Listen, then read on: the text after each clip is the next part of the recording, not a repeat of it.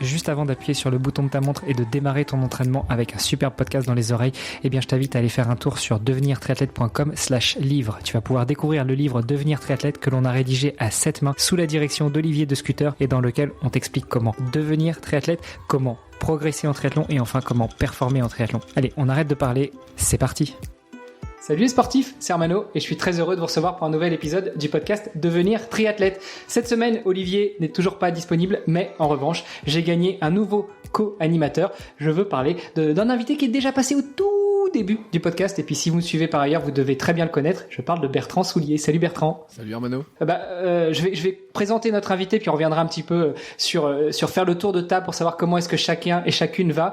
Cette semaine, on va parler avec une triathlète qui a fait du court, du moyen, du longue distance et puis qui maintenant s'amuse, performe. Mais on va repasser tout ça en revue. Je tends le micro à Justine Guérard. Salut Justine. Salut. Comment vas-tu Justine? Ça va très bien, merci.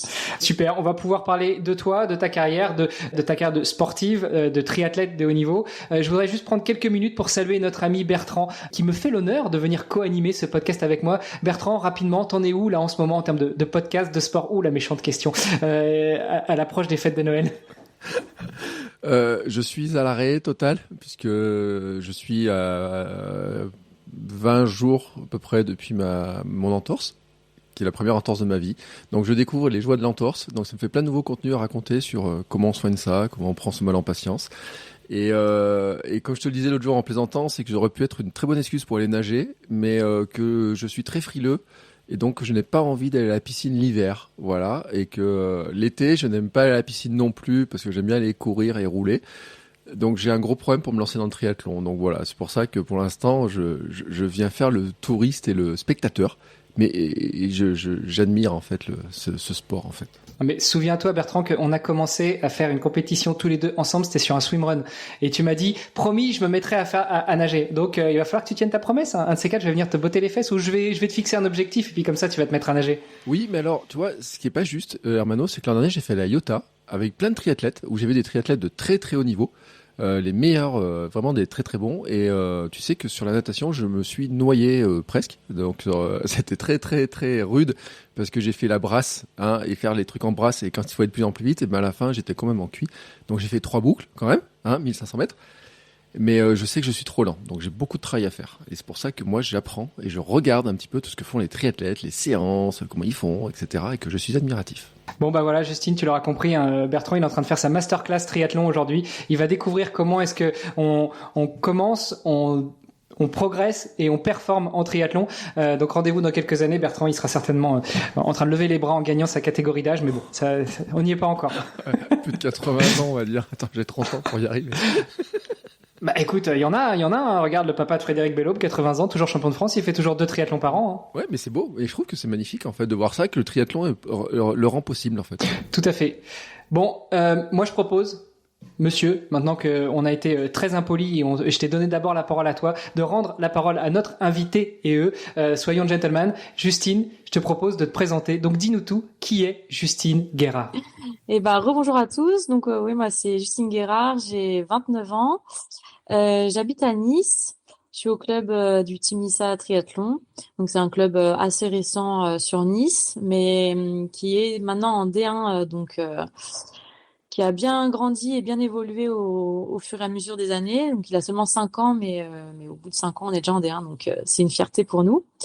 Et moi, du coup, ça fait depuis que je suis toute petite que je fais du triathlon, donc voilà, j'ai baigné dedans depuis que j'ai 5-6 ans. Bon bah finalement Bertrand, t'as un petit peu de marge avant de progresser. Un petit coucou au gars du team Nissa Triathlon. J'avais croisé le 11 juin quand j'ai fait le 12 juin quand j'ai fait mon avant-dernière étape de défi à Nice. Il y avait Vincent Isaïa qui est venu me retrouver et qui ameutait tout le monde jusqu'à la fin de la promenade des Anglais où j'avais fixé mon étape du jour pour venir courir avec nous. Donc c'était super sympa. Un petit coucou à Vincent. Puis un coucou aussi à Yves Cordier qui est à Nice, alors qui est pas à Nissa mais qui est à Nice aussi et qui est l'un des organisateurs de l'Ironman France à Nice. Justine, donc tu as été super rapide là sur ta présentation, 29 ans, triathlète, tu baignes dans le triathlon, jeu de mots avec la natation, on l'aura compris, depuis tes 5-6 ans. T'as commencé comment le triathlon justement? Est-ce que c'était par une des 3 disciplines ou est-ce que tu t'es inscrite directement dans un club de tri, en école de tri et puis c'est comme ça que t'as progressé? Alors, donc pour la petite histoire, donc c'est mon père qui faisait du triathlon et qui m'a lancé dans le triathlon. Mais c'est vrai que quand on est jeune, on fait souvent le sport que font les parents. Et du coup, en fait, il a créé l'école de triathlon de Grasse, donc triathlon du Pays Grassois. Et j'ai commencé direct du coup en triathlon. Donc j'ai direct commencé par les 3 disciplines. Et donc au début, ça me plaisait pas forcément des masses parce que en fait, il y avait que des adultes quasiment au club. Et puis après, quand il a créé l'école de triathlon et qu'il y avait des enfants qui sont arrivés, ça a commencé à bien me plaire de m'entraîner avec des enfants de mon âge. Et j'ai commencé à bien accrocher. Et puis c'est vrai que je gagnais beaucoup de courses. Donc c'est ça qui m'a donné aussi le goût quand on prend. C'est vrai que ce qui nous attire aussi, c'est de ramener des médailles, des coupes. Du coup, j'ai commencé à apprendre à aimer de plus en plus ce sport. Et puis après, en fait, j'ai jamais arrêté. Enfin, j'ai jamais fait d'autres sports que du triathlon du coup. Et du coup, en commençant par les 3 sports, est-ce qu'il y avait quand même un petit plus sur les sports qui sont plus techniques, notamment la natation, éventuellement la course à pied, ou est-ce que c'était très équilibré?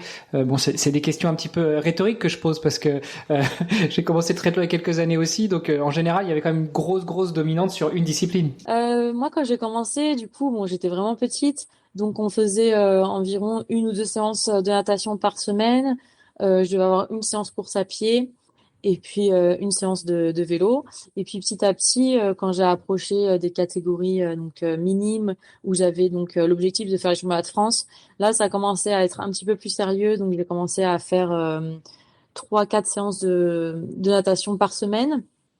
Je faisais un petit peu moins de vélo que le reste. Je faisais peut-être, il me semble, 1 ou 2 séances de vélo par semaine. Et puis, j'avais une séance dure de course à pied. Et je devais avoir un enchaînement vélo-course à pied, il me semble. Et puis après, deux autres séances course à pied qui étaient des petits footings. Donc, c'était déjà des semaines à, je dirais, 15 heures d'entraînement. Donc, en minime, ça commençait déjà à être assez sérieux. Et puis en minime, du coup, c'est là où j'ai eu aussi mon premier titre de championne de France de triathlon. Donc ça a un peu lancé ma carrière entre guillemets. C'est là où j'ai commencé à avoir les premières sélections en équipe de France pour faire les stages avec tous ceux sélectionnés en équipe de France. Donc c'est là où vraiment j'ai commencé à me lancer à fond et à être sérieuse dans ma discipline. Bertrand, tu voulais réagir sur des semaines à 10-15 heures quand t'as 12-13 ans? Bah, non, mais c'est vrai que c'est énorme. On se rend pas compte en fait, parce que c'est vrai qu'on dit triathlon, il y a beaucoup d'entraînement, mais déjà si jeune, autant de séances. Moi, quand j'étais gamin, quand je jouais au foot, on avait 4 heures d'entraînement et 1 heure de match. Tu Non, vois, Bertrand, on parle de match. sport. On parle de sport. Pas de foot, on parle de Ouais, sport. arrête, t'es mon cœur. Un footballeur pro, ça fait 12 bandes par match, hein, 11 bandes par match. Je rigole, je rigole. Mais ce que je veux dire, c'est que t'as été après dans des sections type sport-études, des choses comme ça existait en triathlon, comment? Parce qu'il faut le gérer quand même, l'école, l'entraînement et tout. Alors ouais, c'est vrai que franchement, quand j'étais du coup minime cadette, même junior, du coup j'étais au collège et ensuite au lycée et j'avais toutes mes amies qui sortaient un peu le soir, enfin qui commençaient à un peu découvrir les soirées, les petits copains, etc. Et c'est vrai que moi j'avais l'impression de pas avoir du tout le temps parce que je rentrais directement, je me dépêchais de me faire mes devoirs parce que peut-être 1 heure ou une demi-heure après j'allais à l'entraînement. Donc c'était vraiment chronométré, quoi. Je rentrais, je faisais direct mes devoirs et une demi-heure après, je partais à l'entraînement. Et j'avais vraiment pas le temps et pas l'envie non plus de sortir parce que quand je rentrais, j'avais qu'une envie, c'était de me coucher, quoi. Donc c'est vrai que c'était un autre rythme de vie et par rapport à mes copines qui elles avaient le temps de sortir et de faire d'autres choses, moi j'avais l'impression que mes journées étaient rythmées et que j'avais le temps de rien. Mais au final, bon, maintenant, je regrette pas parce que ça m'a permis de vivre des choses vraiment extraordinaires. Et pour répondre à la question du coup de sport-études, moi, j'étais pas en sport-études jusqu'en cadette. J'étais entraînée par mon père et du coup, j'avais les horaires normales de collégienne, donc ça pouvait des fois terminer assez tard. Et en cadet de première année, j'ai fait 1 an au pôle de bouloriste. Donc là, les horaires étaient bien aménagés, c'était vraiment pas mal. Mais mais ça m'a pas trop plu, quoi. J'étais un peu jeune et je suis retournée ensuite au lycée avec les horaires normales, avec mon père qui m'entraînait et voilà, c'était pas trop pour moi, j'étais pas assez mature, on va dire. Tu peux nous rappeler par rapport aux catégories d'âge, minime, cadet, ça correspond à quoi? Alors je sais que minime cadet c'est entre 12 et 17, 18 ans, mais je me souviens plus des catégories exactes pour qu'on puisse se situer, pour qu'on se rende compte que bah voilà, en minime déjà une quinzaine d'heures par semaine. Alors minime, c'est quatrième, troisième. Donc quatrième, on doit avoir 14 ans, il me semble. Minime, quatrième, troisième. Cadet, seconde, première. Et ensuite, junior, c'est terminale et première année de fac si on fait des études, quoi. Ok, bon, comme ça plante un peu le décor. Tu disais que tu avais l'impression de pas partager la même chose que tes copines parfois, qui elles découvraient la vie en dehors de l'école, en dehors du collège, en dehors du lycée. Est-ce que tu avais l'impression à ce moment-là que c'était une contrainte ou au contraire tu étais heureuse de bâcler tes devoirs et puis de partir à l'entraînement? Bah, c'est vrai qu'il y a des fois, je me demandais pourquoi je faisais ça, parce que j'avais l'impression de vraiment courir de partout et d'avoir le temps de rien, alors que mes copines elles rentraient chez elles tranquillement, et ensuite elles se retrouvaient des fois pour passer du temps ensemble, et moi j'avais pas le temps de faire ça. Et c'est vrai que des fois je me suis posé la question, est-ce que ça vaut le coup, quoi, de sacrifier entre guillemets des choses, des moments de jeunesse avec ses potes pour faire du sport. Mais en fait, après, c'est vrai que c'est toujours la même chose. Moi, je suis une compétitrice avant tout. Et quand j'arrivais sur les courses et que j'arrivais à remporter des bonnes courses, bah, comme mes premiers championnats de France, c'est vrai que là, t'oublies tout et tu te dis, bah, allez, c'est pour ça, en fait, que je faisais tous ces sacrifices et ça valait vraiment le coup, en fait. Tu crois que justement, si t'avais pas gagné ou si t'avais pas fait à minima un podium, ça aurait pu remettre en question ce mode de vie? Bah après, même si j'avais pas fait de podium et que j'étais arrivée, on va dire, top 10 sur mes premiers chemins de France en minime, je pense que dans tous les cas, quand même, ça m'aurait conforté dans mon idée de continuer et ouais, je me serais dit que j'étais sur la bonne voie et j'aurais eu envie de continuer dans tous les cas parce que bon, même si c'est vrai que c'est des sacrifices, surtout quand t'es jeune et que tu vois les autres qui commencent à sortir, c'est quelque chose que je fais parce que j'aime quand même ça. Même si des fois c'est dur dans l'entraînement l'hiver quand il pleut, etc. J'aime quand même me faire mal et je pense qu'il m'aurait manqué quelque chose si j'avais arrêté et j'aurais eu envie de reprendre par la suite, à mon avis. Mais moi, tu vois, j'ai une question sur la jeunesse et tout. Bon, on est à l'approche de Noël. Sous le sapin de Noël, tu demandais quoi? Tu mettais parce que déjà très jeune, tu vivais triathlon finalement. T'avais vraiment ta vie rythmée par le triathlon. Ça ressemblait à quoi pour toi un Noël réussi? Enfin, tu vois, tu demandais un truc quoi. Alors au Père Noël, puis après tu disais, je veux un vélo, je veux des baskets, je veux un maillot de bain, ou tu voulais des trucs totalement en dehors. Bah, c'est une bonne question parce qu'en fait, c'est vrai que j'ai eu vraiment beaucoup de chance par rapport à ça dès la première année minime, être un peu repérée, on va dire, et d'avoir directement des sponsors Hmm. qui m'ont suivi au niveau matériel.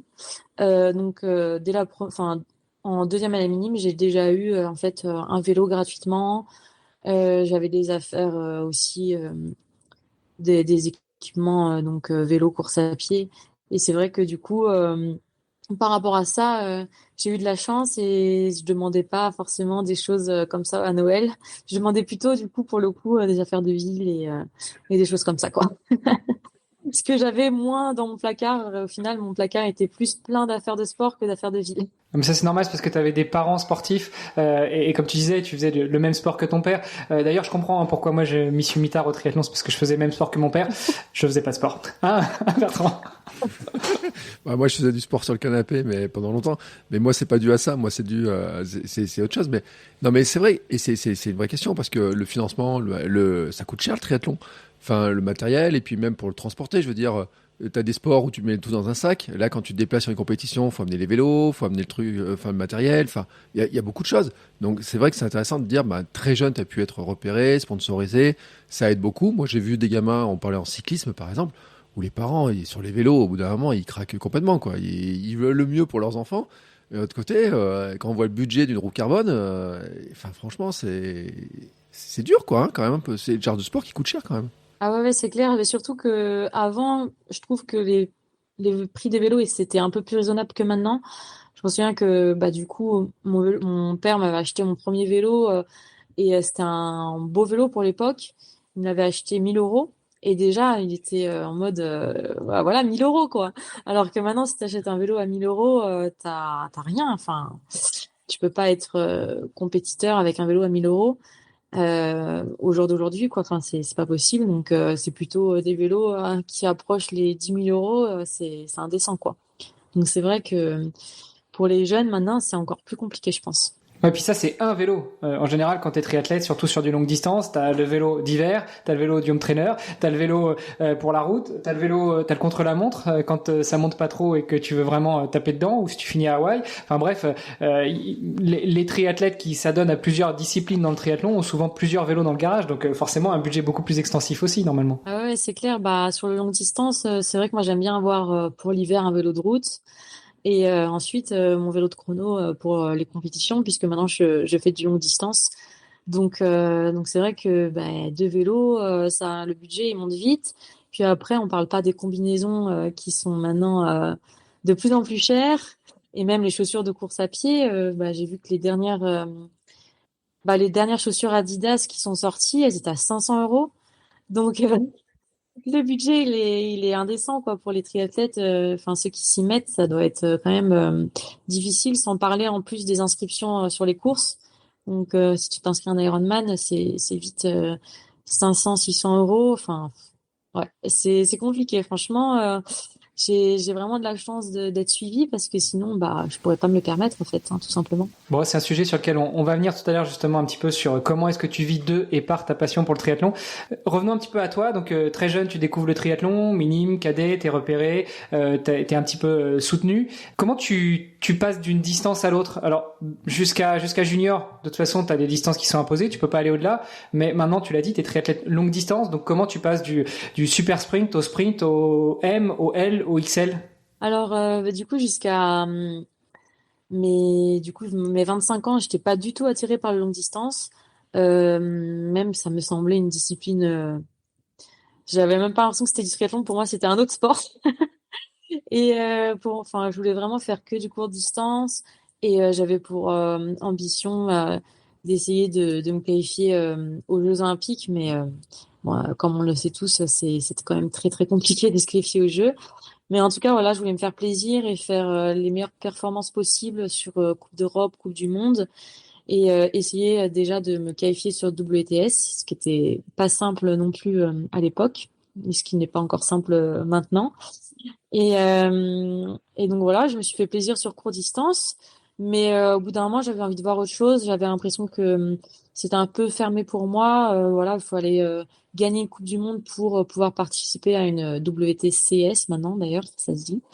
Bon, j'avais l'impression que j'allais jamais y arriver. Enfin, c'est vraiment compliqué, quoi. Déjà, gagner une Coupe du Monde, voilà, quoi. Faut être déjà très, très, très fort.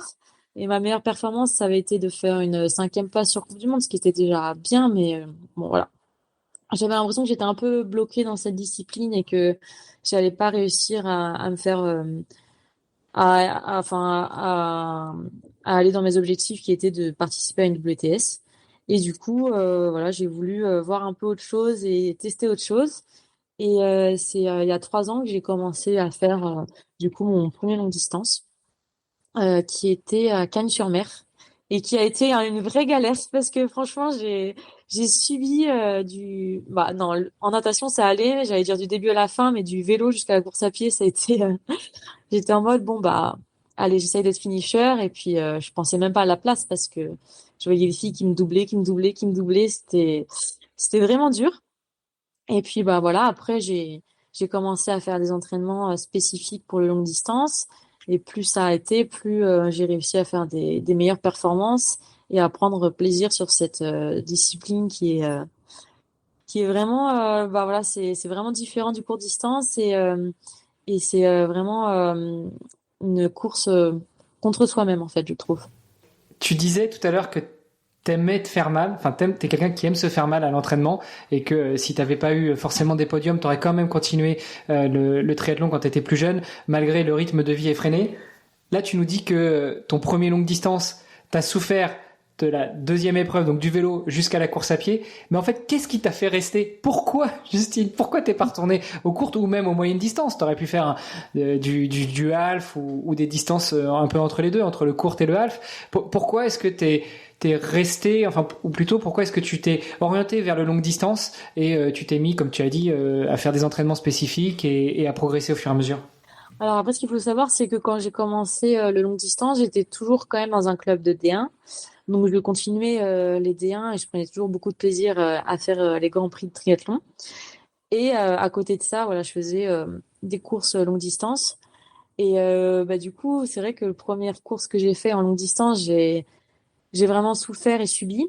Et du coup, c'est devenu un peu un défi de me dire, bah, prochain longue distance, je veux pas être comme ça, quoi. Je veux pas subir ma course et je veux être meilleure. Et du coup, à partir de ce moment-là, vraiment, ça a été un mode, bah voilà, je veux aller sur mon prochain long et me faire plaisir. Et du coup, bah, pour ça, il va falloir que je progresse à vélo, que je fasse des entraînements plus spécifiques longue distance. Et pareil en course à pied, parce que même si en course à pied sur D1, c'est pas, enfin, c'était pas à l'époque un point faible en tout cas. Bah, par contre, sur longue distance, après avoir posé le vélo, c'était pas la même histoire. Et au bout de 15 kilomètres, j'avais l'impression qu'il fallait que je marche, quoi. Même si je marchais pas, j'avais des courbatures de partout, etc. Donc, je me suis mis en tête voilà, de progresser là-dedans et c'est devenu, ouais, un peu, je pense, un défi, quoi. Je me suis dit, allez, je pars sur une nouvelle, euh, une nouvelle discipline presque, hein. Faut le dire, c'est vraiment différent et voilà, ça m'a plu de me dire, allez, on passe à autre chose, on ouvre une nouvelle page et on essaye des nouveaux entraînements et de voir ce que ça va donner par la suite, quoi. Oui, non, mais moi, en fait, ce que je me rends pas compte, en fait, c'est ta semaine d'entraînement maintenant. Tu fais quoi dans... Parce que bon, de me dire, oui, tu roules, tu nages et tu cours. Mais, enfin, j'imagine qu'il y a... Non, non, elle tricote, Bertrand. Ah, mais moi, je tricote un peu, mais... Enfin, je pense que tu fais de la musculation, du renforcement, tu as une grosse place parce que tu parles de dire courbature, donc ça veut dire que la casse musculaire, elle est importante sur ces disciplines-là. Donc j'imagine c'est ça aussi, le passage de plus courte distance à des longues distances, c'est d'arriver à encaisser ces chocs musculaires répétitifs qui sont beaucoup plus longs et nombreux. Ouais, ouais, c'est clair. Bah, du coup, maintenant, on le voit beaucoup, hein. Il y a beaucoup de triathlètes qui se mettent à la musculation. Et je pense que tous les triathlètes de haut niveau font de la musculation. Et c'est hyper important. Et du coup, c'est vrai que je m'y suis mise aussi. Et ça m'a bien aidé pour, bah, du coup, pour encaisser le vélo et pouvoir partir sur le semi-marathon sans... bah, j'ai des douleurs musculaires, mais beaucoup moins importantes que Mm. ça a été au début.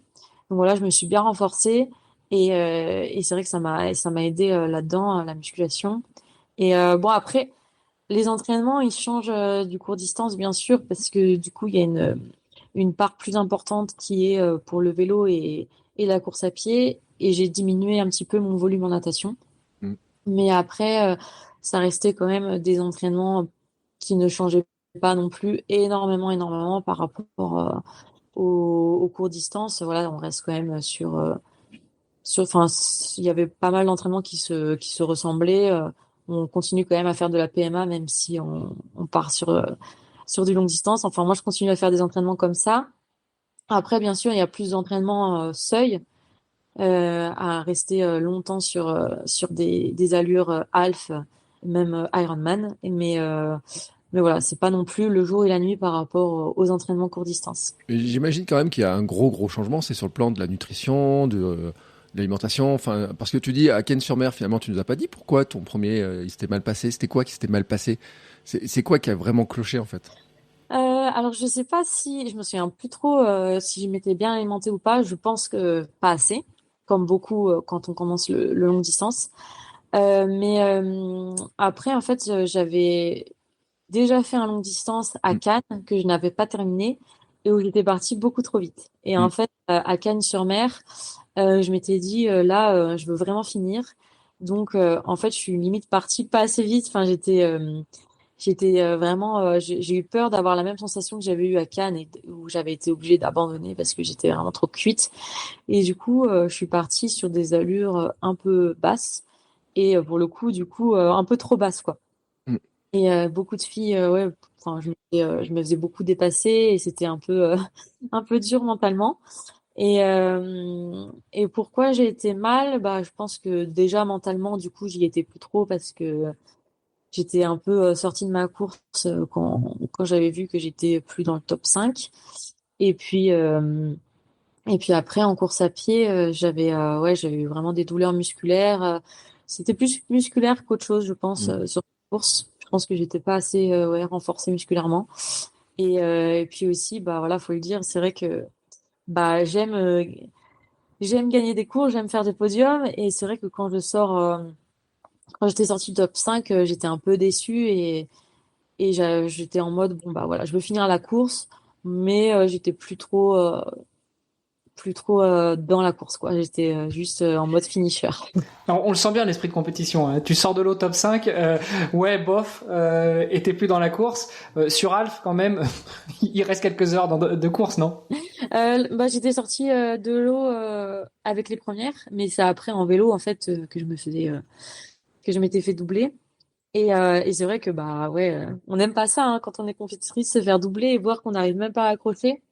C'est pas plaisant. Donc, surtout quand on a l'habitude de faire du court distance et que c'est vraiment différent, qu'on peut, bah voilà, sur court distance, si tu te fais doubler par un groupe, tu t'accroches dans la roue et tu suis.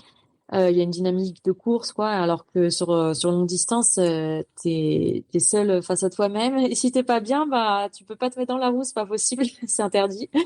Donc c'est vrai que c'était tout nouveau pour moi et c'était dur de se retrouver seul en vélo, c'est quand même long quoi. Sur 90 km, il y a des moments où t'es un peu tu te demandes ce que tu fais là quoi. Ouais, ça aurait pu être aussi une stratégie de course. Peut-être que tu as un peu plus maintenant, mais de se dire bon bah effectivement ça passe, je laisse passer, j'attends que ça aille mieux, et puis dès que ça va mieux, je me remets en mode plutôt courte distance, je rattrape, et puis après je vais chercher en course à pied. Là t'étais vraiment dans le bad dès que t'as vu les filles qui passaient. Ouais, c'est ça, ça m'a mis un coup au moral et encore maintenant hein, faut que je travaille là-dessus parce que encore maintenant quand bah souvent j'arrive à sortir aux avant-postes en natation et pour l'instant bah c'est un peu mon point faible le vélo et quand je me fais doubler bah ouais ça me met encore un coup au moral et j'arrive pas à me dire allez reste focus. Des fois j'arrive à le faire mais pas toujours. Des fois c'est ça revient cet esprit un peu pas terrible en fait parce que bah je sors toute seule de ma course à cause de ça alors que bah finalement la course elle est très longue et je peux très bien avoir un coup de moins bien et puis après me sentir mieux et revenir mais je peux pas m'en empêcher et c'est vrai que bah voilà la prépa mentale il faut que je m'y mette un peu plus et ça pourrait m'aider là-dessus je pense. Bon, rappelle-le-moi, j'ai un contact, enfin j'ai quelques contacts à te partager sur la prépa Ah, mentale si très tu veux. bien. Donc tu disais que c'était vraiment compliqué cette course-là. Malgré tout, ça t'a fixé un challenge, ça t'a mis un objectif de continuer de voir. Enfin, ce que je comprends, c'est que le challenge c'était là j'ai pas réussi. Il y a des améliorations à faire. Voyons voir si ces améliorations que je vais essayer de mettre en place vont me permettre d'aller chercher autre chose. Bon, finalement, ça a payé parce que tu as été chercher des podiums, tu as été chercher des victoires. C'est un, ça a pris combien de temps tout ça, ce changement, cette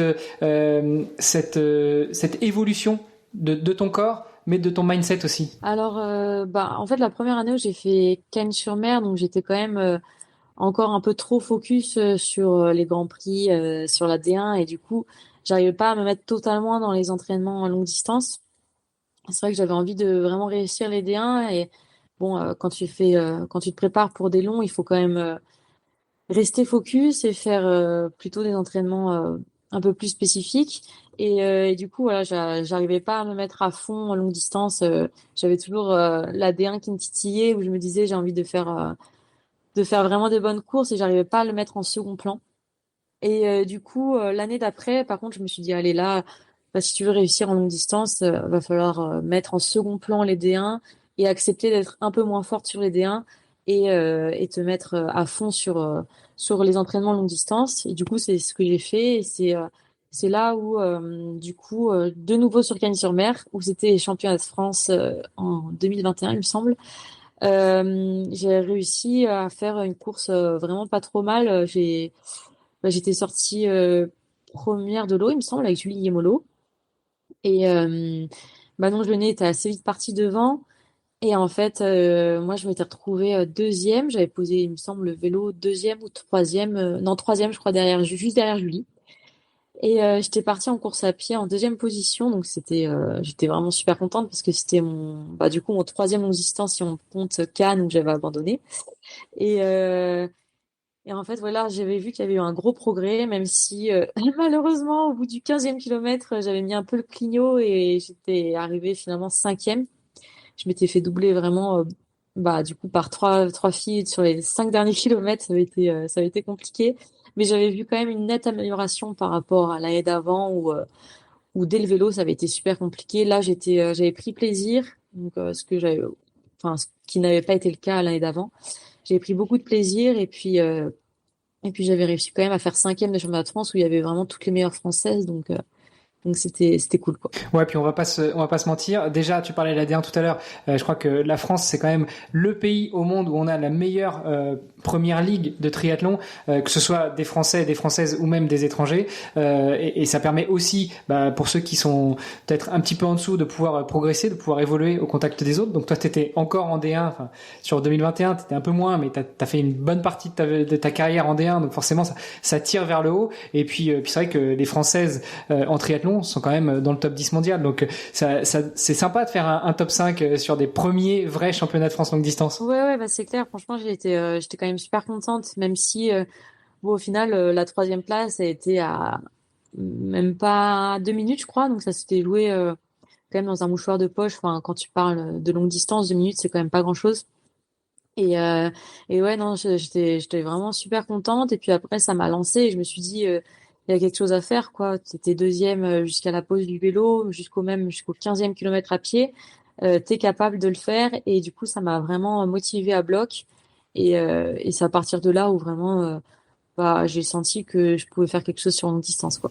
Quel enseignement, justement, ça t'a permis de tirer au-delà du fait que tu sentes que tu es capable de faire quelque chose, mais comment est-ce que tu as transformé l'essai? Comment, en fait, de cette presque victoire en faisant un top 5 au championnat de France, tu en sors des enseignements et tu arrives après à évoluer vers bien mieux? Qu'est-ce que tu as changé? Qu'est-ce que tu as mis en place? Est-ce que c'était au niveau du mindset? Est-ce que c'était au niveau des entraînements? Est-ce que c'était au niveau de la récupération, de la nutrition? Enfin, qu'est-ce que tu as mis en place justement pour pouvoir évoluer vers ce Graal d'aller gagner les championnats de France, voire même au-delà? Alors, je pense que ça a été surtout au niveau du mindset en mode voilà, tu peux le faire. Donc ça m'a vraiment fait du bien mentalement de me dire que je pouvais faire des bonnes courses sur longue distance. Et surtout, ce qui va aussi beaucoup changer, c'est que le fait de faire des entraînements spéciaux pour les longues distances, j'ai pris plaisir, alors que l'année d'avant, j'avais pas pris trop de plaisir, quoi. Donc je me suis dit, allez, tu peux, enfin, si tu t'entraînes bien et que tu résistes musculairement sur cette discipline, tu prendras du plaisir comme tu prends sur les D1 et tu pourras faire des belles choses. Et c'est à partir de là, ouais, que je me suis mis vraiment à fond là-dedans, quoi, parce qu'avant, enfin, ouais, avant ça, c'est vrai que j'étais entre les deux. Qu'est-ce que je fais? Est-ce que je continue le long distance alors que ça m'a pas trop plu ou je reste sur le court? Je savais pas trop. Et là, à partir de là, c'était un peu le déclic. Allez, c'est bon, je me mets à fond dans le long distance et ça me plaît, quoi. Oui, du coup, ça veut dire quoi, se mettre à fond dans le longue distance? Tu changes, donc tu nous l'as dit, tu as un petit peu changé ta répartition au niveau des entraînements, mais tu changes ton volume horaire par semaine, tu augmentes beaucoup le vélo, beaucoup la course à pied. Qu'est-ce que tu as changé dans ces entraînements pour passer du mode entraînement courte distance au mode entraînement longue distance? Non, en fait, ce qui a surtout changé, c'est que du coup, j'étais dans un club de D1 où, du coup, ils me demandaient d'être là sur quasiment tous les grands prix. Et en fait, à partir de là, je me suis dit, si tu veux faire du longue distance et que tu veux faire, enfin, là, du coup, en fait, je faisais une D1, il y en avait une en mai, une en juin, je sais plus trop, enfin, non, une en mai, deux en juin et deux en septembre. Et du coup, si tu veux faire du long, c'est compliqué de caler en plus de ça 5 courses qui sont des courses très intenses et des courses qui aussi t'obligent à faire des déplacements qui sont fatigants, etc. Du coup, enfin, à partir de là, j'ai réfléchi et je me suis dit, allez, j'arrête la D1. Ça a été dur quand même parce que c'est une discipline, enfin, j'aime beaucoup ça. Et du coup, ça a été dur à prendre comme décision. Et c'est à partir de là où je me suis dit, allez, je vais au Team Nissa, on va monter une petite équipe en D3 sans se prendre trop la tête. Comme ça, je fais moins de cours sur le court distance et je me mets plutôt à faire plus de courses sur longue distance pour faire plus d'expérience et du coup prendre de l'expérience sur chaque course. C'est hyper important pour tout ce qui est nutrition et puis même voilà, ça permet de voir, de savoir un peu si je fais des erreurs, essayer de pas les reproduire sur les prochaines courses. Donc il y a rien de tel de faire des courses, hein, tout simplement. Et du coup, c'est à partir de là, ouais, donc j'ai arrêté la D1, j'ai changé de club et je me suis mis à faire plus de courses, tout simplement. Combien tu fais de courses dans l'année maintenant que tu es sur du longue distance? Alors cette année, j'en ai fait un peu trop. En fait, j'ai même pas compté, mais j'ai dû en faire, je pense. J'ai fait aussi des courses de courte distance parce que du coup, on est en D2 Hmm. maintenant. On était en D2 cette année avec la Team Nissa. Et j'ai même pas compté, mais je pense que j'en ai dû en faire au moins 12. Mais ouais, l'an prochain, j'en ferai pas autant. En fait, cette année, ce qui s'est passé. Et 12 sur du half, sur du full Ironman. Parce que c'est vrai qu'on définit le longue distance à partir du half Ironman, mais donc c'était 12 half. Non, non, j'ai pas fait 12 half. J'ai dû faire, je pense, 5 ou 6 half. Et j'ai fait 3 D2. Et après, j'ai fait les Fit Days. Donc, il y avait plusieurs courses en plusieurs jours. C'était pas facile.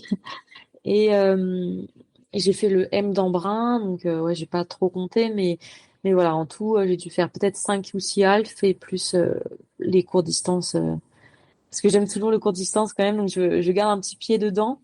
Mais ouais, ça doit être ça. Et en fait, non, c'était beaucoup trop. En fait, au début de saison, j'étais pas très bien. Donc, j'ai pas pu faire beaucoup de courses et j'ai voulu me rattraper entre guillemets à partir du mois de juin. Et en fait, j'ai fait trop de courses du coup.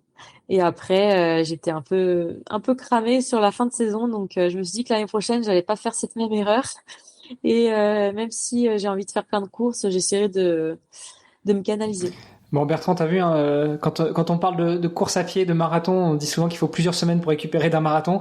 Chez les triathlètes, on laisse pas beaucoup de semaines pour récupérer d'un half Ironman qui est une épreuve autrement plus traumatisante qu'un marathon. Non, non, mais les triathlètes ont un mode de vie qui, moi, est épatant, parce qu'on parlait des heures d'entraînement. Je disais l'autre jour en plaisantant avec un autre triathlète, je disais, mais dans le triathlon, en plus, vous avez toujours des tactiques, des technologies qui arrivent avant les autres, des vélos qui sont des fois bizarres. Hein, quand même, faut le dire, il y a des trucs un peu bizarres qui arrivent, des espèces de trucs qui sont un peu étranges. Et aussi dans les tactiques d'entraînement, dans les stratégies, je trouve qu'il y a beaucoup d'innovation en fait dans le triathlon. Alors, je sais pas si en longue distance il y en a autant que sur les autres parcours, mais il y a plein de choses on a l'impression que vous pouvez tester beaucoup de choses. Est-ce que dans une partie de la saison, tu vois, comme là, toi, tu découvres ces formats, tu montes de plus en plus. Est-ce que chaque année, tu vois, tu as une part d'innovation qui est importante en disant, faut vraiment que j'essaie des nouveaux trucs, tu vois, à quel point tu renouvelles ton entraînement d'année en année en fait? En fait, cette année, du coup, là, ça fait 3 ans que j'étais avec le même coach et cette année, j'ai changé de coach. Et du coup, ça va être un peu la nouveauté. Et Mm. puis, je pense que c'est important de renouveler pardon, son entraînement.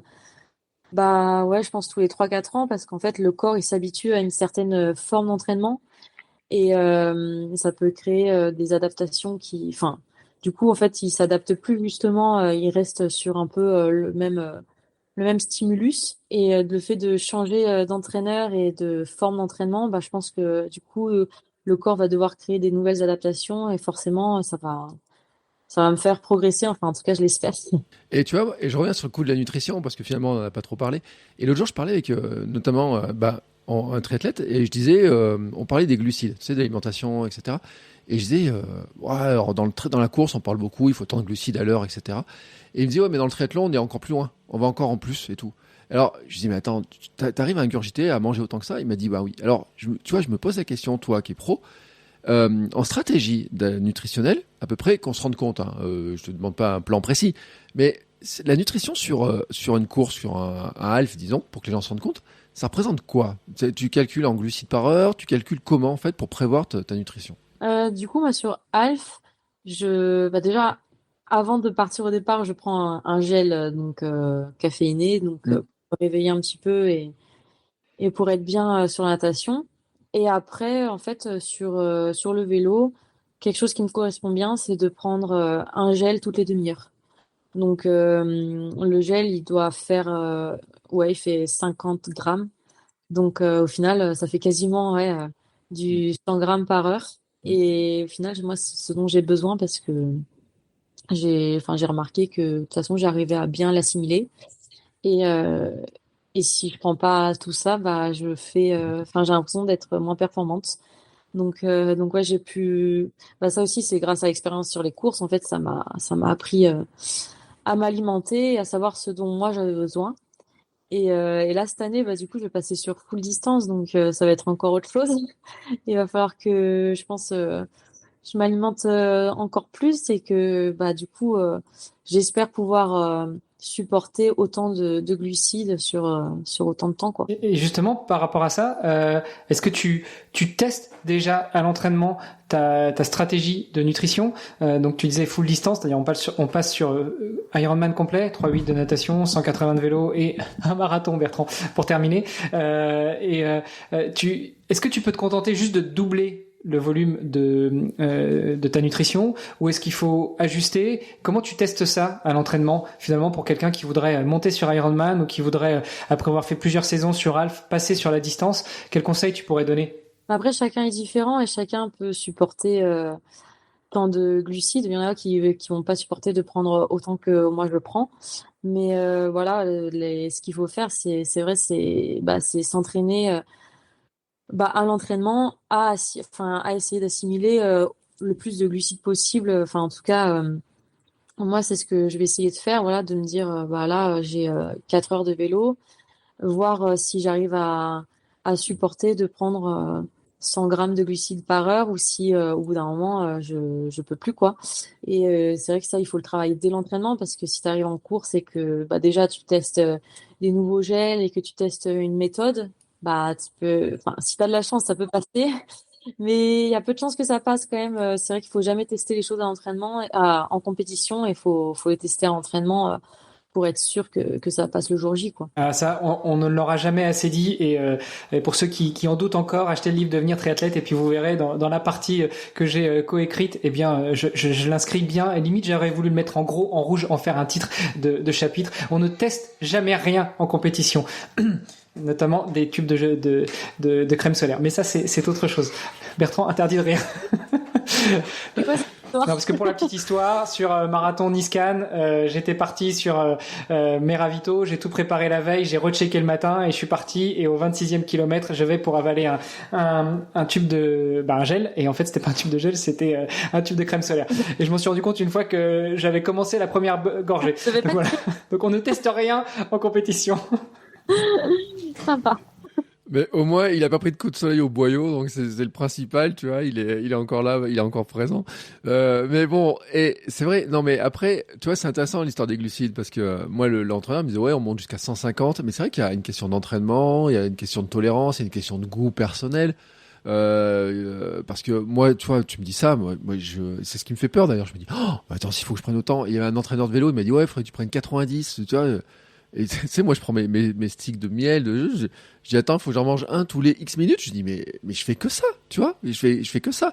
Et c'est pour ça que c'est une vraie question, l'entraînement, je pense qu'il pose beaucoup de problèmes à beaucoup de personnes, parce que j'en ai parlé avec plein de gens. Tu vois, il y a une question aussi de dire,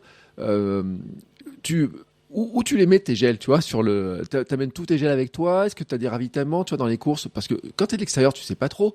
Tu vois, on m'a dit oui, sur le vélo, tu peux en mettre. Et je dis oui, mais attends, si tu pars avec 20 gels dans les poches, tu les mets où? Alors, tu vois, ça fait partie des questions. Alors, ça peut en paraître très débutant, mais je pense tu vois, moi, c'est des questions logistiques. Je me dis, comment tu gères ce truc-là, en fait? Alors, bah, c'est vrai que maintenant, les vélos contre la montre, ils sont bien faits. Et il y a une box, en fait, où on peut mettre les gels. Et puis, donc, enfin, moi, ils rentrent pas tous. Mais Hmm. après, bah, le reste, en fait, je les mets dans les poches de la trifonction derrière, tout simplement. Et du coup, ça me permet de mettre... bah, je mets 3 gels. J'arrive à mettre 3 gels dans la box, plus, on va dire, une petite barre fine. Et Hmm. puis, le reste dans les poches, tout Ouais. simplement. Bah, je Et puis, dis, bon. Non, mais moi j'ai de la bagagerie, c'est sur mon vélo. Alors moi, je peux en mettre plein. Hein, moi, je peux mettre 50 barres protéinées, je peux mettre plein de trucs, ça. Non, mais moi, tu sais, je fais du gravel, je fais du bikepacking, je suis parti faire du vélo pendant 9 jours d'affilée. Mais c'est vrai que c'est la question que j'avais posée et c'est intéressant parce que tu peux te dire après, comment tu gères ce ravitaillement, comment tu gères ça. Et c'est pas si simple que ça, en fait. Moi, je trouve ces questions de logistique et je me rends compte, ça pose beaucoup de problèmes à beaucoup de gens quand on se lance dans ces disciplines-là. Parce que finalement, c'est quand même un plan qui est vraiment super important pour pas tomber en panne d'essence et que ça devienne vraiment l'horreur sur la suite de la course, quoi. Bah, surtout quand tu cherches la performance en fait, parce que à la limite tu pars en bikepacking, t'as un point A, t'as un point B, et puis l'essentiel c'est que t'arrives à ton Ouais. point B. Tu peux te permettre, même à l'ancienne, de scotcher avec du Chatterton, des barres, des gels, tout ce que tu veux sur ton vélo. Quand tu cherches la performance, t'as pas le droit à l'erreur, et c'est comme, pour reprendre l'image du foot, hein, quand un joueur de foot envoie le ballon à son coéquipier, il a même pas besoin de voir où il est censé savoir où il est, presque au millimètre près. Et là, pour tes gels, et pour tes barres, pour ton ravito de manière générale, c'est pareil. Tu vas pas les chercher, Justine, j'imagine. Tu sais où elles sont. Hop, tu sais que c'est dans ta box. Tu sais quel gel tu vas aller chercher. Tu sais que c'est un moment c'est la barre. Et tu réfléchis pas en fait. L'objectif c'est d'aller tout droit et c'est pas de réfléchir à ces bah, éléments-là. c'est ça, mais mine de rien, au début, c'était un stress supplémentaire parce que, bah voilà, sur le court distance, sur D1, en fait, je prenais un gel avant le départ et puis après, je mettais un gel à côté de mes chaussures de course à pied au cas où. Mm. Mais bon, voilà, sur 1 heure d'effort, en général, je prenais rien du tout. Donc, j'avais pas ça à penser. C'était juste aller à fond du début à la fin et puis c'était quelque chose que je faisais depuis que j'étais minime. Donc, voilà, c'était pas trop, c'était plus trop stressant à la fin pour moi. Et c'est vrai que bah après sur mes premiers longues distances, maintenant ça va mieux, mais au début c'était un stress supplémentaire de se dire est-ce que j'ai pris assez de gel, est-ce que je vais pas tomber en hypo, est-ce que je vais pas en prendre trop.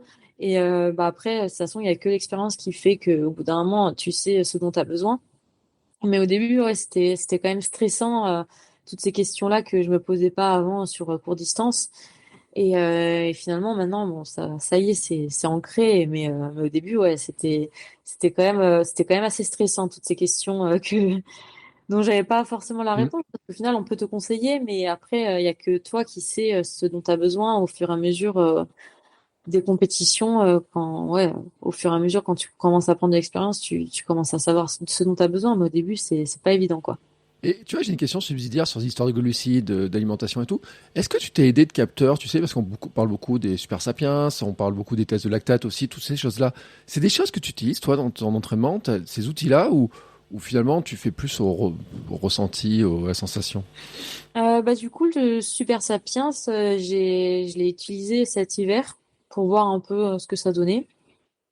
Et bah, c'est vrai que du coup, ça m'a donné des indications, mais après, enfin, maintenant que j'ai les indications, en fait, Mm. après, t'as pas besoin de le porter H24. Enfin, moi, j'ai pas eu l'impression d'en avoir besoin tout le temps. Et du coup, voilà, ça m'a donné des indications un peu sur les entraînements et tout ça.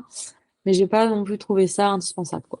Franchement, je pense qu'on peut s'en passer. Mais est-ce que tu peux t'en passer parce que tu l'as testé cet hiver, mais pas encore justement en condition de course? Est-ce que sur ton premier long, tu vas le prendre, alors que ce soit un half ou un full, hein, pour voir justement quelle est la réaction de ton corps au fur et à mesure de l'effort, voire à chaque ravitaillement, ou tu restes sur l'idée que bah, finalement tu te connais suffisamment bien pour pouvoir gérer un petit peu à la sensation sans forcément avoir besoin d'un indicateur supplémentaire ou d'un appareil supplémentaire?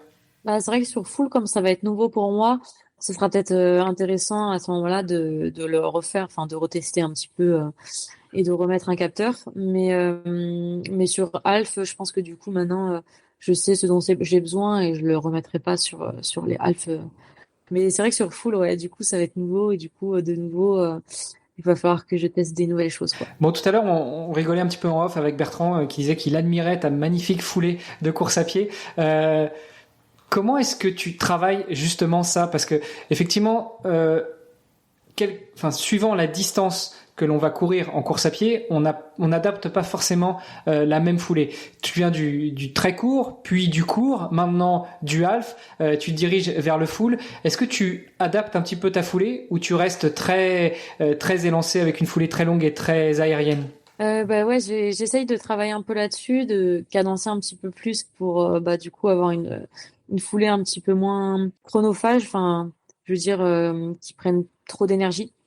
Du coup, enfin, pour moi, la bonne manière, c'est d'essayer de mettre un peu plus de cadence pour que ça prenne un peu. Enfin, déjà, c'est vrai que on voit de plus en plus les coureurs, ils ont quand même une foulée vachement cadencée et ça leur permet d'être plutôt sur l'avant du pied et et de mettre moins d'énergie à chaque impact. Et je pense que du coup, pour le longue distance, c'est hyper important d'avoir une foulée qui est un peu plus, qui ressemble un peu plus à ça. Alors que sur le court distance, ouais, c'est vrai on peut se permettre d'avoir une foulée un peu plus allongée, mais sur le long, je pense que ouais, faut essayer d'avoir une foulée ouais, qui utilise le moins d'énergie possible. Bon, après, sur un 10, à la vitesse où tu le courais quand tu faisais du court distance, forcément, il y avait quand même de la vitesse et de la cadence.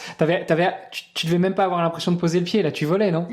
Après, même, enfin, même sur 10, je pense qu'il faut essayer d'avoir quand même une bonne économie d'énergie. Après, c'est sûr que j'y réfléchissais un peu moins. Je me disais, enfin, c'était un peu plus naturel, on va dire. Mais là, sur long, voilà, c'est vrai que pour courir un marathon, il faut penser à ça et c'est hyper important d'économiser son énergie le plus longtemps possible parce que forcément arriver au 30e c'est voilà, j'en ai encore jamais fait de marathon donc ça va être la surprise mais tout le monde me parle du 30e comme étant un peu fatal. Tiens, justement, t'en as jamais fait de marathon. Est-ce que d'ici ton premier full, d'ailleurs tu nous as pas dit lequel c'est, est-ce que t'as déjà fixé la date et le lieu, mais d'ici ton premier full, est-ce que t'envisages de courir un marathon, de faire la distance complète en vélo? Bon, les 3,8 en natation, forcément, ça c'est encore une hérésie de ce sport. En natation, on nage beaucoup plus à l'entraînement qu'on nage en compétition. Par contre, en vélo et en course à pied, c'est quand même rare qu'à l'entraînement on fasse les distances. Mais est-ce que toi, t'as déjà prévu, ne serait-ce que de façon séparée, sur des entraînements ou sur des compétitions, de faire la distance complète? Bon, en vélo, j'ai déjà fait des longues sorties. Ma plus longue, ça a été 250 kilomètres. Quand j'avais fait le tour de la Réunion l'an dernier, c'était sympa. Non, après, je veux pas dire que ça me fait Puis le Tour de la Réunion, c'est tout plat, donc. pas. Non, il y avait pas. Je crois qu'il y avait 2000 de dénivelé. C'était pas non plus. Ouais, c'était déjà bien, mais. euh, Au final, 2000 sur 250, C'est ça plat, va, c'est plat. ça fait 10, c'est plat, quoi. Non, du coup, on va pas dire que ça me fait pas peur parce que si, ça me fait peur de faire 180 km après 4 km en natation. Mais je pense que ce qui me fait le plus peur, c'est effectivement les 42 kilomètres à pied que j'ai jamais fait ni à l'entraînement ni en compétition.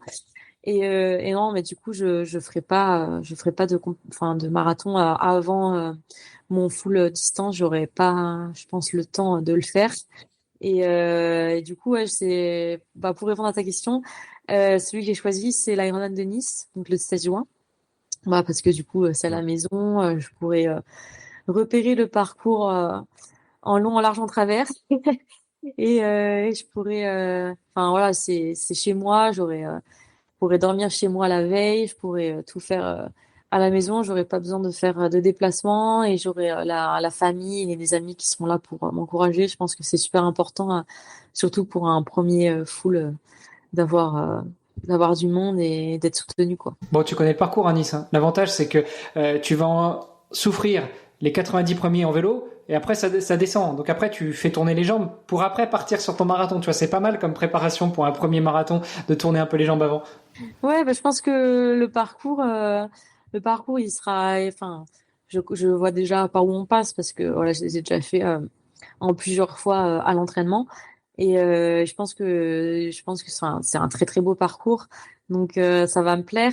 Après, voilà, ça va être premier Ironman de toute ma vie. Voilà, c'est pas rien.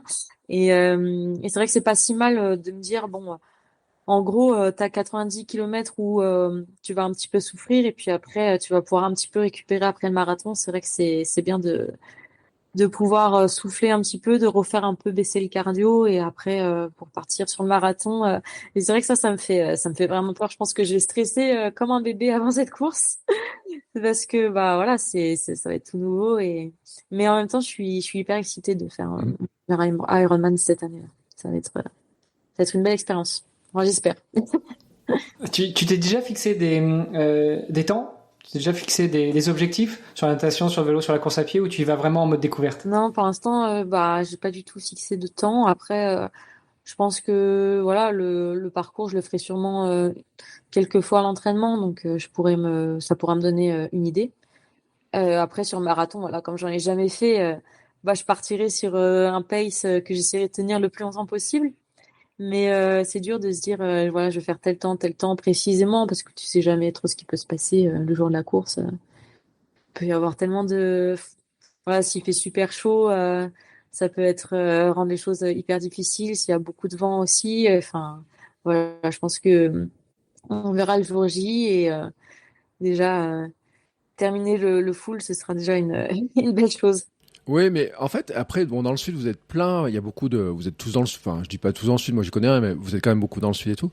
Et il y a plein d'événements aussi. Et moi, j'avais reçu Julie Yemolo dans un de mes podcasts, et elle a fait podium à l'Ambraman. Alors, qui est quand même un format qui est vraiment costaud et tout. Est-ce que ça peut te donner des idées, tu vois, quand tu regardes. J'imagine que vous croisez, vous discutez. En plus, vous avez des performances, vous étiez pas très loin dans les niveaux et tout. Est-ce que ça te donne des idées, tu vois, de te dire, bah, ce genre de course-là, peut-être sur un défi, alors pas maintenant parce que il faut apprendre et tout. Est-ce que ça peut te donner des idées quand tu vois, par exemple, une Julie Yemolo qui dit, bah tiens, elle est capable d'aller faire un podium sur l'Ambraman, de dire, bah, il y a peut-être des trucs qui sont peut-être un peu différents, tu vois, par rapport à ce que tu connais des compétitions, des types de compétitions qui sont peut-être plus je sais pas comment on pourrait dire ça, je sais pas comment on les appelle, moi je les appelle pas plates, mais tu vois, enfin, c'est plus basé sur des temps, où ça ressemble plus à des défis, tu vois, où c'est vraiment un défi très particulier, l'Ambraman. Ça te donne des idées, ça, ou pas? Bah, l'Ambraman, en plus, c'est vrai que c'est une course qui m'a toujours donné envie quand même. Voilà, c'est un parcours incroyable. Et c'est vrai qu'en fait, ce qui est marrant, c'est que l'an dernier, on va dire un mois ou 2 mois avant la compète, je m'étais dit, mais pourquoi pas en fait la faire en mode sans prise de tête, Mm. sans forcément d'entraînement spécifique pour ça, et en mode finisher, en mode voilà grosse journée d'entraînement. Mm. Et finalement, je me suis pas inscrite. J'ai eu un peu peur. Et c'est vrai que j'ai vu que Julie, elle, s'était inscrite et je me suis dit ah ouais, mais bah en fait, on a eu un peu la même idée la même année. Mais je sais plus si je lui ai dit ou pas, mais c'est vrai que j'avais hésité longuement à m'inscrire à cette course. Et du coup, ouais, forcément, de voir qu'elle a super bien réussi son premier full distance, ça donne de l'espoir. Je me dis que bah c'est vrai qu'on est à peu près pareil sur Alpha Ironman. Donc ça veut dire bah, après ça veut pas vraiment dire grand-chose, mais peut-être que voilà sur full ben, moi aussi je peux bien y arriver et faire dès mon premier full une bonne place quoi. En tout cas, je l'espère. Bah écoute, en tout cas, c'est le pire qu'on te souhaite. Surtout que Nice est quand même assez costaud et puis c'est un bel Ironman. Encore une fois, un petit coucou à tous les Niçois et notamment à Yves Cordier qui organise ce triathlon. Justine, j'ai encore deux dernières petites questions. La première, le podcast s'appelle Devenir triathlète. Alors même si toi, t'as toujours baigné dedans, mais à ton avis, comment devenir triathlète? Bah comment Attention, Bertrand, il écoute là, il prend des notes. comment devenir triathlète? Je pense que ça passe aussi quand on débute par s'inscrire dans un club pour bah, avoir des entraînements avec un coach, quelqu'un qui te conseille et qui te guide et qui peut te corriger techniquement. Je pense que c'est super important. Et aussi, bah, ce qui est super important, voilà, c'est d'avoir un groupe parce que bah, déjà c'est beaucoup plus motivant. Et puis voilà, c'est entraînant. Donc voilà, pour moi, pour devenir triathlète, La base, c'est de s'inscrire dans un club et d'être entouré. Bon, bah écoute, merci. Dernière question, où est-ce qu'on te suit si on veut suivre tes aventures, si on veut voir si tu t'entraînes dans le même coin que nous, si tu progresses, si tu performes, si tu gagnes ce premier triathlon Ironman full distance en mois de juin 2024 à Nice? Bah, je suis très présente sur les réseaux sociaux, notamment sur Instagram. Donc voilà, vous pouvez me suivre sur Instagram. C'est Justine.Guérard, mon pseudo. Donc n'hésitez pas à me suivre et puis ça me ferait plaisir que vous me que vous suiviez mes performances. Eh ben écoute Justine, merci encore d'avoir répondu à nos questions. On a un tout petit peu débordé de 6 minutes sur le temps qui nous était imparti, mais j'espère que ça t'ira, ça t'empêchera pas de faire 300 mètres de plus à la Non. piscine. Bah, merci en tout cas, ça m'a fait plaisir et j'espère que ce podcast vous plaira. Merci beaucoup, à bientôt. Merci. Merci d'avoir écouté cet épisode jusqu'au bout. N'oubliez pas de rejoindre notre groupe Facebook pour discuter avec les invités, commenter et poser vos questions. Et Olivier et moi, nous vous répondrons dans un prochain épisode. À la semaine prochaine. Salut les sportifs.